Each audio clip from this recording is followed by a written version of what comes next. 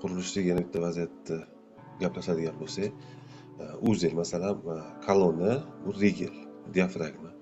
Bu yerda nima bo'lyapti? Zashniy sloy masalasida gap ketyapti. Mana kolonnani рабочий продольный armaturasi, rigelni продольный armaturasi.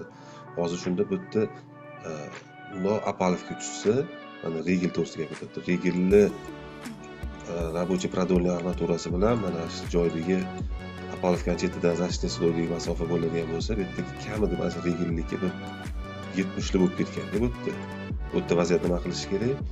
Bu joyda mana shu joyga yon ikkita bokovoy tomonidan setka tashlash kerak. VR где-то bir 10 sm 10 sm VR setka tashlash kerak. Butun rigel uzunasi bo'ylab tashlanadi. Sechenada chizganda rigel bo'lsa, mana bu joyga ikkita setka tashlash kerak. 5 VR setka tashlash kerak. Rабочий armatura bunday bo'lsa,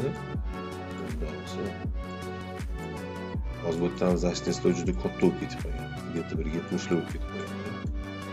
Kolonna rigelni chetidan bo'lgan masofa bu 2,5 sm bo'lishi kerak edi. Hozir bu yerda juda katta bo'lib ketib qolgan. 70 o'sidan bo'lsa, bu yerda zashniy sloyga bu yerda nima uchun qilinadi? Mana bu joyda rigelni yon tomonidan treshini berishi mumkin.